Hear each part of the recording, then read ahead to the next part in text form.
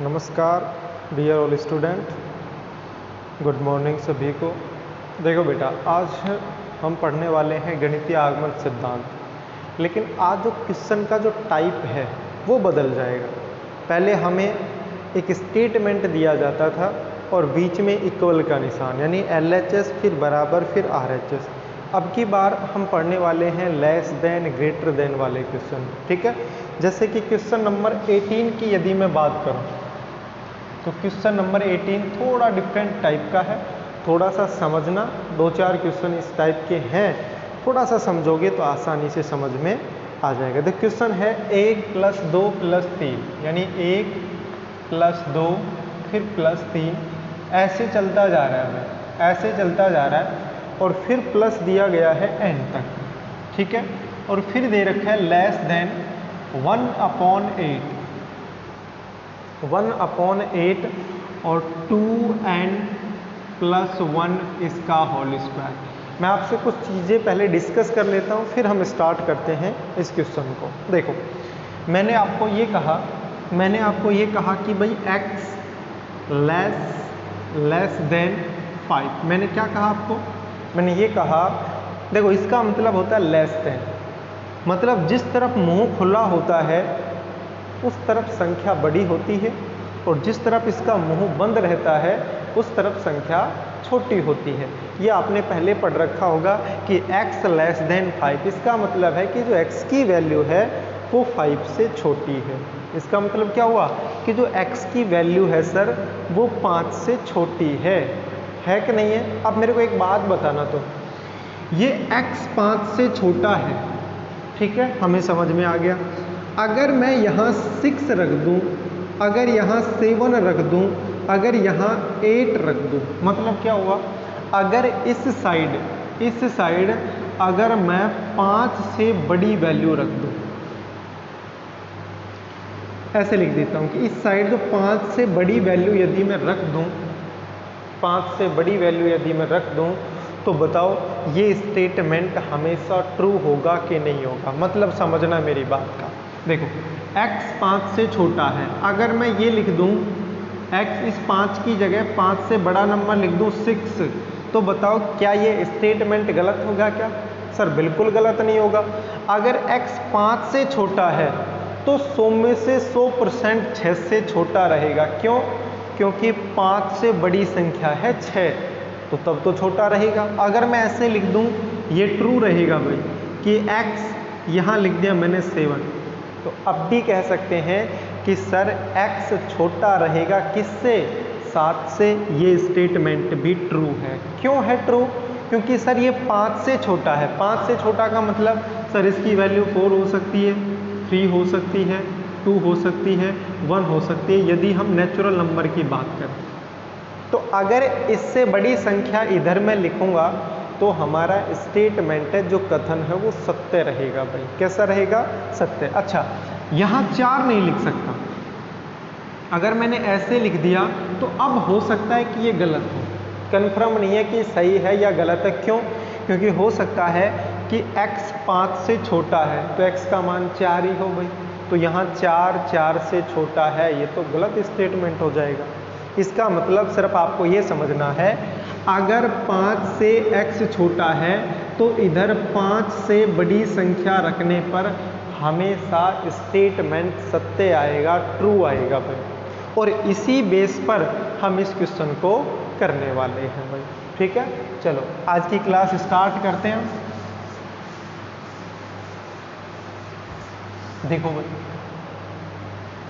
फिर से वही, सबसे पहले आप इसको Pn के इक्वल लिखोगे भाई। लिख दिया सर Pn के इक्वल, Pn के इक्वल लिख दिया तो n बराबर 1 के लिए जो हमारा स्टेटमेंट है वो सत्य होना चाहिए, जो हमारा कथन है वो सत्य होना चाहिए भाई।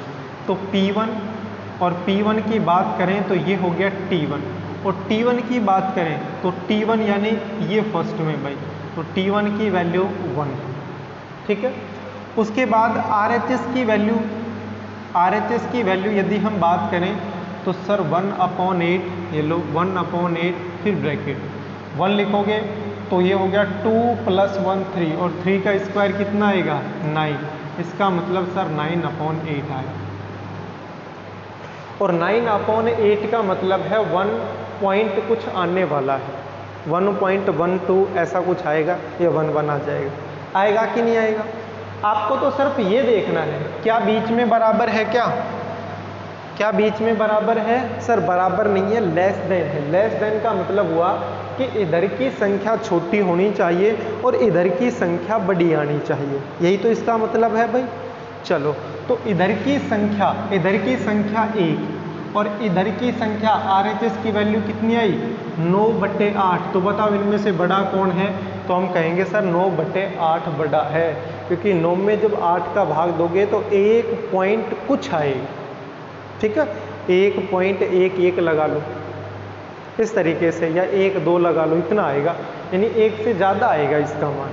तो बताओ 1 छोटा है 9/8 से, तो ये भी तो यही कह रहा है कि LHS छोटा होना चाहिए, किससे होना चाहिए? RHS से। तो देखो LHS छोटा है RHS से, तो n बराबर 1 के लिए जो हमारा कथन है, स्टेटमेंट है, वो सत्य है भाई। तो यहाँ लिखेंगे n बराबर 1 के लिए, n बराबर 1 के लिए कथन सत्य है भाई, n बराबर 1 के लिए कथन सत्य है। फिर नेक्स्ट लाइन क्या लिखनी है? सबको पता है भाई, सिद्ध करने का तरीका बदल जाएगा, सिर्फ सिद्ध करने का। जब n बराबर k+1 के लिए जब हम प्रूव करते हैं वो मेथड बदल जाएगा, बाकी सब कुछ सेम रहने वाला है। n बराबर 1 के लिए, फिर n बराबर 1 के लिए कथन सत्य है, माना n बराबर k के लिए कथन सत्य है, ये सब कुछ सेम रहने वाला है। तो फिर n बराबर k के लिए कथन सत्य है, ये हमने माना है, के लिए कथन सत्य है भाई। ये जो हमारा स्टेटमेंट है ये ट्रू है, ये हमने मान लिया है। ठीक है सर, तो आगे क्या करें? तो फिर से वही तरीका, जो आपको स्टेटमेंट दिया गया है उसमें n की जगह k लिख दो भाई। तो 1, फिर +2, फिर +3, फिर प्लस, ऐसे चलेगा। कहाँ तक चलेगा? n की जगह k। अब बराबर नहीं आएगा, क्योंकि बराबर तो दे ही नहीं रखा। लेस देन, ये लो भाई, लेस देन 1/8 2k + 1 का होल स्क्वायर। देखो n की जगह k लिख दिया, तो 2k + 1 का होल स्क्वायर। तो मेरे हिसाब से यहाँ तक किसी को कोई प्रॉब्लम नहीं होगी। यदि किसी भी स्टूडेंट को प्रॉब्लम आती है तो वो व्हाट्सएप नंबर पर संपर्क कर सकता है, वो कमेंट बॉक्स में लिख सकता है कि सर मेरे को ये क्वेश्चन समझ में नहीं आया। चलो भाई, तो ये हमारी कौन सी इक्वेशन? सर ये हमारी फर्स्ट इक्वेशन होगी, और ये हमारी फर्स्ट इक्वेशन हो गई। उसके बाद n बराबर k+1 के लिए,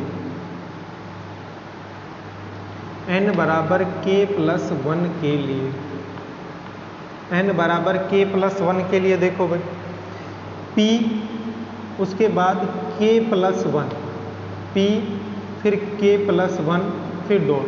अब क्या करना है देखो, अब बात करें तो 1, फिर प्लस में 2, फिर प्लस में 3, और फिर ऐसा चलता जाएगा, फिर प्लस। मतलब यहाँ पे मेरे को क्या लिखना पड़ेगा? यानी इसकी बात कर लो चाहे इसकी बात कर लो, यहाँ n की जगह मेरे को लिखना पड़ेगा k+1 लेस देन। देखो लेस देन, इक्वल नहीं लिखना है। जो पहले हमने जो भी क्वेश्चन किए हैं उन सब में इक्वल दिया गया था, यहाँ लेस देन। लेस देन का मतलब ये छोटा होना चाहिए जो इधर की संख्या है। इधर क्या आ जाएगा? 1/8, फिर ब्रैकेट। अब समझना, यहाँ देखो इसकी जगह k+1 लिखोगे तो इस 2 का मल्टीप्लाई k से भी होगा और इस 2 का मल्टीप्लाई 1 से भी होगा। यानी मैं लिख सकता हूँ 2k + 2 और +1 ये है, तो 2k + 3 इसका होल स्क्वायर। ये हमें प्रूव करके दिखाना है कि ये संख्या बड़ी है और ये संख्या छोटी है भाई। चलो करें स्टार्ट। चलो LHS पार्ट लेके चलते हैं भाई। हम बात कर लें हमारे LHS पार्ट की, तो हमारा जो LHS पार्ट है वो क्या है? सर LHS पार्ट है। एक बात और बता देता हूँ मैं कि इस प्रकार के जो क्वेश्चन हैं उनमें हम LHS लेके RHS लेके आए, इस तरीके से प्रूव करना संभव नहीं है ना। करेंगे तो थोड़ा लेंथी टाइप हो जाएगा। अब मैं नया मेथड बताने वाला हूँ। अगर इक्वल आता है, बराबर आता है, तब तो LHS लेके चलेंगे, RHS लेके आएंगे। लेकिन यहाँ इक्वल नहीं है, तो इक्वल नहीं है तो सर क्या करें? तो क्या करना है, आपको इक्वेशन फर्स्ट लिखनी है। किसको यूज करना है? समीकरण 1 को आपको यूज करना है। 1 + 2 + 3 फिर प्लस, ऐसे चलता जा रहा है। कहाँ तक चलेगा? k less than 1/8 2k + 1 2k + 1 और इसका होल स्क्वायर, 2k + 1 इसका होल स्क्वायर। ये इक्वेशन फर्स्ट लेके चलेंगे हम। इसका LHS पार्ट लेके नहीं चल रहा, मैं क्या लेके चल रहा हूँ? Equation first. जब भी लेस देन ग्रेटर देन का क्वेश्चन आएगा तो ये मेथड आपको यूज करना है, जो मैं अब बताने जा रहा हूँ। विशेष ध्यान रखना, इसका LHS पार्ट लेके नहीं चलेंगे। इक्वेशन फर्स्ट को लिख दो आप। तो क्या लिख दो? इक्वेशन फर्स्ट लिख दो। लिख दिया? अब आपको क्या करना है? इक्वेशन फर्स्ट आपने लिख दी है। इक्वेशन फर्स्ट लिखने के बाद आपको इसके जैसा बनाना है। किसके जैसे बनाना है? इसका जो LHS है इसके जैसा आपको बनाना है। सर कैसे बनाएंगे? तो देखो 1 + 2 + 3 प्लस, देखो इससे पहले वाला पार्ट सबको पता है कि सर k आने वाला है। देखो यहाँ से लेकर k तक हमारे पास, देखो यहाँ से लेकर यहाँ तक k तक हमारे पास है। यहाँ प्लस रहता है भाई, ठीक है। सिर्फ k + 1 नहीं है भाई, इसमें k + 1 है और इसके अंदर k + 1 नहीं है। जो मैं मेथड बता रहा हूँ ये सीखना पड़ेगा। समीकरण 1 लिखोगे और फिर आपको क्या करना है कि जो इधर का LHS पार्ट है इसको इसके LHS पार्ट के जैसा आपको बनाना पड़ेगा। कैसे बनाए? बिल्कुल इजी है। देखो k तक आपके पास है, क्या नहीं है आपके पास? सर हमारे पास k + 1 नहीं है। तो k + 1 नहीं है तो दोनों साइड k + 1 जोड़ने पर, या आप लिख सकते हो k + 1 जोड़ने पर, k + 1 जोड़ने पर क्या किया मैंने कि इधर का LHS पार्ट मेरे को लेके आना है, तो इसके अंदर k + 1 की कमी थी, तो k + 1 ये रहा। अब इधर k + 1 लाने के लिए समीकरण के दोनों साइड कुछ भी जोड़ सकते हैं, कुछ भी घटा सकते हैं, लेकिन समीकरण के दोनों साइड करेंगे। तो देखो 1 + 2 फिर +3 फिर प्लस, ऐसे चलता जा रहा है, फिर +k और फिर प्लस, क्या आएगा? k + 1। क्या आने वाला है? k + 1, क्योंकि इधर मैंने जोड़ दिया है। फिर लेस, ये लेस 1/8 2k + 1 इसका होल स्क्वायर। अब मेरे को बताना, आप यहाँ 2k + 1 का होल स्क्वायर आपके पास है, तो ये k + 1 आपने इधर जोड़ा है, तो समीकरण के दोनों साइड जोड़ना पड़ेगा ना भाई। अगर आपने इधर k + 1 जोड़ा है तो आपको इधर भी k + 1 जोड़ना पड़ेगा। क्या करना पड़ेगा? जोड़ना पड़ेगा। अब मेरे को बताओ यहाँ से लेकर यहाँ तक, देखो यहाँ से लेकर यहाँ तक ये k + 1 के लिए LHS पार्ट है या फिर नहीं है? तो इधर इसकी जगह क्या लिख सकता हूँ कि सर ये LHS पार्ट है। नहीं लिखना चाहो पूरा लिखना चाहो पूरा भी लिख सकते हो, कोई गलती नहीं होगी भाई। चाहिए पूरा लिख दो। अब पूरे में देखो बहुत सारी संख्या लिखनी पड़ेंगी, इसलिए मैंने शॉर्ट में इसको LHS लिख दिया कि भाई इसका LHS पार्ट है। इधर देख लेते हैं, इन दोनों का एलशियम आएगा 8। क्या आएगा? 8। तो ऊपर क्या आया सर? 2k + 1 का होल स्क्वायर और +k + 1। ठीक है, क्या सही है? क्या नहीं है? क्यों नहीं है?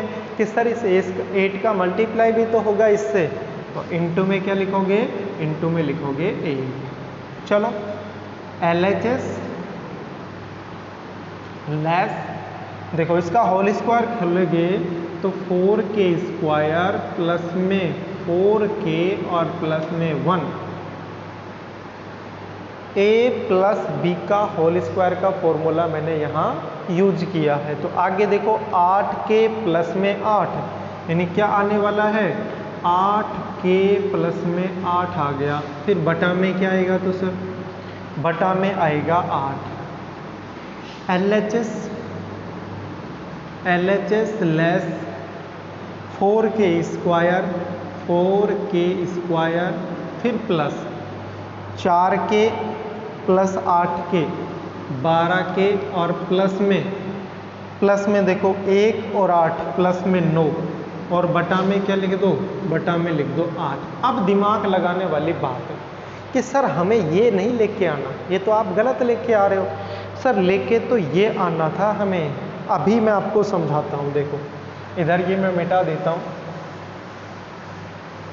फिर मेरी बात को समझना। देखो अब आपको करना क्या है, इसका और इसकी तुलना करनी है, इसकी और इसकी क्या करनी है, तुलना करनी है। कैसे, देखो उधर आपके पास है 4k स्क्वायर प्लस में 12k और प्लस में 8 प्लस में 9 और बटा में कितना है 8। इधर आपके पास क्या है 1/8 2k प्लस में 3 का होल स्क्वायर। तो देखो 1/8, 8 तो ये लिख दिया, a प्लस बी का होल स्क्वायर यदि खोलोगे तो सर 4k स्क्वायर फिर प्लस ये हो गया 3 3 दूनी 6 6 दूनी 12k और प्लस 3 का स्क्वायर कितना हो गया 9। मेरे को बताओ इधर जो आया था और इसको जब हमने होल स्क्वायर खोला तो ये दोनों बराबर है कि नहीं है, हमेशा बराबर हो ये कंपलसरी नहीं है। आपको इतना याद रखना है कि ये बड़ा मिलेगा, ये छोटा मिलेगा, ये बड़ा मिलेगा, ये कैसा मिलेगा, छोटा मिलेगा, या फिर ये दोनों क्या मिलेंगे, बराबर। तो LHS लेस, बताओ इसका इस रूप में लिख दूं, देखो 1/8 तो है, 1/8 और ये देखो a square plus 2ab plus b square यानी 3 का स्क्वायर लिख दूं तो क्या आ जाएगा 2k प्लस 3 इसका होल स्क्वायर। अगर आपको डाउट लगता है तो इसका होल स्क्वायर खोल के देखो, 4k स्क्वायर b स्क्वायर यानी 9, 2ab 2 2 गुणा 3 तो 2 दूनी 4 4 3 12k ये रहा, ठीक है। तो देखो LHS यानी ये लेस इक्वल 1/8 2k प्लस 3 का whole square, LHS less equal less है 1/8 2k प्लस 3 का होल स्क्वायर, और यही हमें प्रूव करना था और यही हमारा आंसर हो गया। तो नीचे लिख देंगे कि सभी प्राकृत संख्याओं के लिए गणितीय आगमन सिद्धांत से दिया गया कथन सत्य है भाई, ठीक है। चलो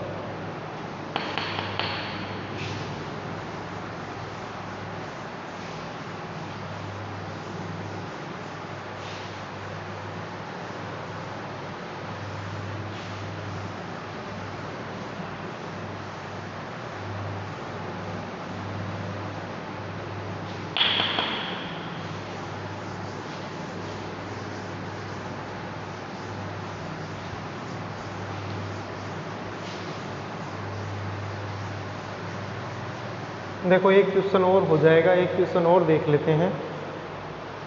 एक सिंपल सा क्वेश्चन करा देता हूँ। देखो सिंपल सा क्वेश्चन क्या है कि क्वेश्चन नंबर 20, ये भी एक अलग तरीके का क्वेश्चन है।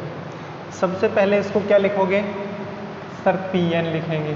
क्या लिखोगे, PN लिखोगे, और फिर है tan 2n-1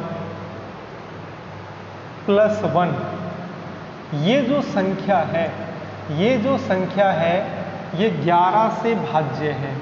11 से क्या है, 11 से भाज्य है। भाज्य का मतलब है कि 11 से डिविजिबल है, मतलब इसके अंदर 11 का भाग चला जाता है। ये हमें प्रूव करके दिखाना है।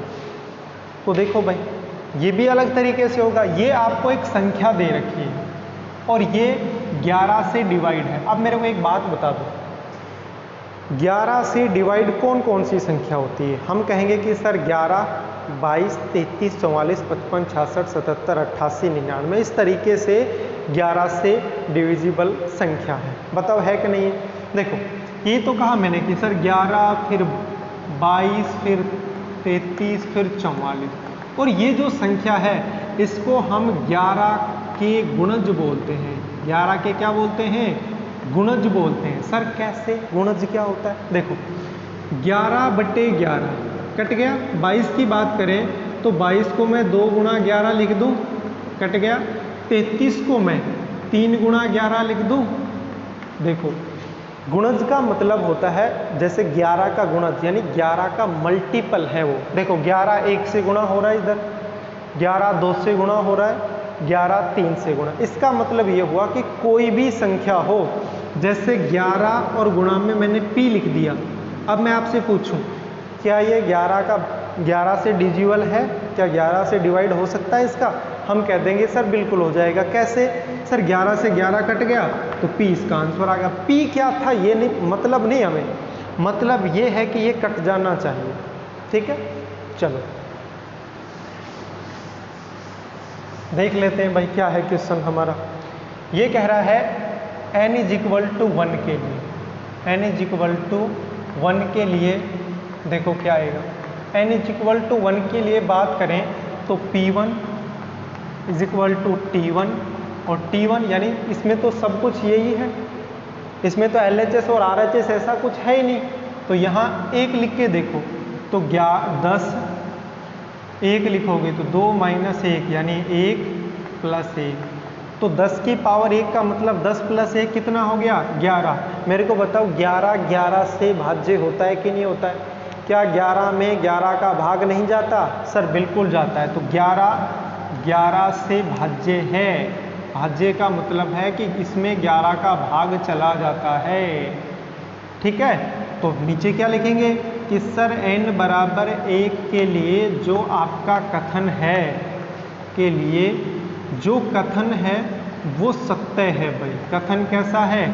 सत्य है। कथन कैसा है? सत्य है भाई। तो उसके बाद क्या करें? उसके बाद माना n = k के लिए, n = k के लिए दिया गया कथन सत्य है। ये हमने मानना पड़ता है भाई।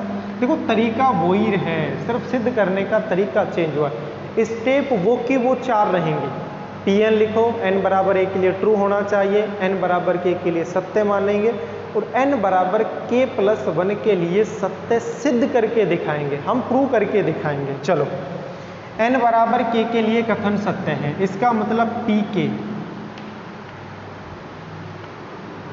10, उसके बाद 2, n की जगह क्या लिखोगे? k - 1 + 1। 11 से भाज्य है, 11 से क्या है?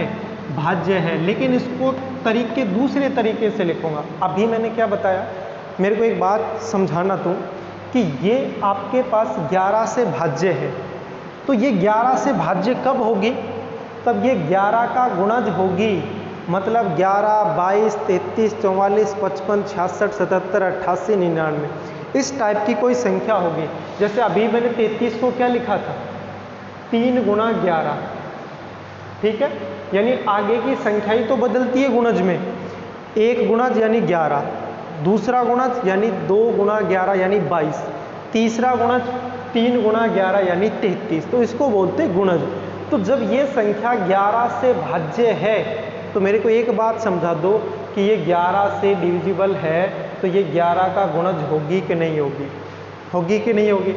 अब 11 का गुणज पहला है कि दूसरा है कि तीसरा है ये नहीं पता, इतना पता है कि इसमें 11 का भाग चला जाता है, तो ये 11 का गुणज होगी। तो देखो कैसे लिखना है, आप ऐसे लिखोगे 2k - 1 + 1, ये संख्या बराबर होगी, ये संख्या किसकी होगी, बराबर होगी 11 इंटू ए लिख दो, बी लिख दो, सी लिख दो, पी लिख दो, जो लिखना चाहो। इसका मतलब ये हुआ कि ये संख्या 11 का गुणज है, और 11 का गुणज है, और यही हमारी इक्वेशन फर्स्ट होगी। बताओ होगी कि नहीं होगी? बिल्कुल होगी 99%। भाई इसमें 11 का भाग जा रहा है, तो बताओ ये 11 का गुणज होगी, तभी तो इसके बटा में 11 लिखोगे, 11 से 11 कट जाएगा। एक ही वैल्यू नहीं पता हमें कि ये दूसरा गुणज है, चौथा है, 10वां है, 15वां है, इतना नहीं पता, गुणज है, बस इतना पता है कि ये गुणज है। तो गुणज है तो 11 और गुणा में कुछ भी लिख दो भाई, ठीक है। ये हमारी इक्वेशन फर्स्ट है, इसको हम यूज करेंगे। फिर लिखेंगे n बराबर k प्लस 1 के लिए, n बराबर k प्लस 1 के लिए क्या आ जाएगा, देखो 10, यहाँ लिखोगे k प्लस 1 तो 2 से गुणा होगा तो 2k प्लस 2 और माइनस 1, तो 2k प्लस 1 आ गया, 2k प्लस 1 और प्लस 1। ये 11 से भाज्य है, ये हमें प्रूव करके दिखाना पड़ेगा। 11 से भाज्य है, ये हमें प्रूव करके दिखाना पड़ेगा कि जो ये नंबर आया है ना, ये 11 का मल्टीपल है, ये प्रूव करके दिखा दो। भाई 11 का मल्टीपल होगा तभी तो डिविजिबल होगा। चलो, तो इसका LHS पार्ट आपको लेके चलना पड़ेगा। LHS पार्ट क्या है? LHS पार्ट है सर 10 2k प्लस 1 और फिर प्लस 1। अब आपको क्या करना है, मैं समझा रहा हूँ करना क्या है। समीकरण 1 में देखो, आपके पास 10 2k माइनस 1 है ना, बताओ है कि नहीं है? 10 2k माइनस 1 है, और यहाँ 10 2k प्लस 1 है। तो आपको तो सिर्फ ये करना है कि यहाँ से कुछ ना कुछ आपको बदलना पड़ेगा। क्या करना पड़ेगा? बदलना पड़ेगा। सर कैसे बदलें? समझो कैसे बदलें। गुणा में घात जुड़ती है कि नहीं जुड़ती है? हम कहेंगे कि सर बिल्कुल जुड़ती हैं। अरे गुणा में घात जुड़ती है कि नहीं जुड़ती हैं? बिल्कुल जुड़ती है। मैं आपको ये कहना चाह रहा हूँ कि जो 10 की पावर 2k प्लस 1 है, इसको आप 10 की पावर 2k माइनस 1 में बदल दो। तो लो 10 की पावर 2k माइनस 1 लिख दिया इसकी जगह। तो फिर 10 की पावर और कितनी लिखूं? तो यहाँ मेरे को क्या लिखना पड़ेगा? 2 लिखना पड़ेगा। 10 की पावर 2k प्लस 1 को मेरे को 10 की पावर 2k माइनस 1 में लिखना है, तो बाकी 10 की पावर स्क्वायर आपको लिखना पड़ेगा। आपको डाउट है तो इन दोनों को जोड़ के देख लो। 2k माइनस 1 प्लस 2, तो बताओ 2k प्लस 1 आएगा कि नहीं? आपको ये लेके आना है, बस ये आपको दिमाग में रखो। ये लिख दिया, पीछे है प्लस 10, सॉरी प्लस 10 नहीं है, ये 1 था, पीछे 1 है, देखो पीछे है 1। अब आपको क्या करना है? समीकरण 1 से, समीकरण 1 से जो मैं गोला लगा रहा हूँ, आपको इसकी वैल्यू रखनी पड़ेगी। समीकरण 1 कौन सी है? सर ये रही। इसकी वैल्यू रखोगे तो देखो 11a, इसको पक्षांतर करके इधर लेके आओगे तो 11a माइनस 1 हो जाएगा कि नहीं हो जाएगा? भाई इसकी वैल्यू मैं आपको कह रहा हूँ कि उसके अंदर रख दो, तो इसको पक्षांतर करके इधर लेके जाओगे तो 11a माइनस 1, मतलब जो गोला लगा रखा है इसकी जगह 11a माइनस 1 लिख दो। लिख दिया। पीछे है 10, 10 का स्क्वायर, और 10 का स्क्वायर का मतलब है सर 100। पीछे है प्लस 1, गुणा कर दो। इसका गुणा 100 से होगा, गुणा करने की आवश्यकता नहीं है। 11 इंटू 100 इंटू a, फिर माइनस, इसका गुणा करोगे तो माइनस का 100 प्लस में 1, 11 इंटू 100 इंटू a, फिर माइनस, माइनस का 100 और प्लस का 1, तो सर माइनस के 99 बच गए। बताओ इन दोनों के अंदर से 11 कॉमन ले सकता हूँ क्या? इसमें से इसमें से? आप कहोगे सर बिल्कुल ले सकते हैं। ये 11 बाहर आ गया तो 100a बच गया, यहाँ पे तो क्या बच गया? 100a, फिर माइनस 99 के अंदर से मैंने 11 कॉमन लिया तो क्या बच गया 9। एक बात बताओ, इसमें 11 का भाग जाएगा कि नहीं जाएगा? आप कहोगे कि सर इसके बटा में जैसे 11 लिखेंगे तो 11 से 11 कट जाएगा, तो बताओ पूरा डिवाइड हो रहा है कि नहीं हो रहा है? या फिर दूसरे तरीके से आप ऐसे लिख सकते हो 11 इंटू बी। 11 ये है और इसको मैंने b मान लिया। b का मतलब कुछ भी वैल्यू आओ, मतलब हमें तो सिर्फ इतना सिद्ध करना था कि जो ये संख्या है ये 11 का गुणज है, 11 का मल्टीपल है, और जब मल्टीपल होता है तो 11 से हमेशा डिवाइड होगा। तो 11 इंटू ये 11 का भाग दोगे 11 से 11 कट जाएगा, तो ये 11 से भाज्य है, 11 से भाज्य है। इसलिए n सभी प्राकृत संख्याओं के लिए गणितीय आगमन सिद्धांत से दिया गया कथन सत्य होगा। ठीक है, इस टाइप के क्वेश्चन पहला था, थोड़ा डिफिकल्ट लगा होगा, कल मैं इसको फिर से अच्छी तरीके से समझाऊंगा। इस टाइप के हैं क्वेश्चन अभी हैं। ठीक है भाई, तो bye bye, take care, have a nice day. Time कम है, 11वीं क्लास की कंप्लीट, अब +2 की स्टार्ट होगी भाई क्लास। Bye bye.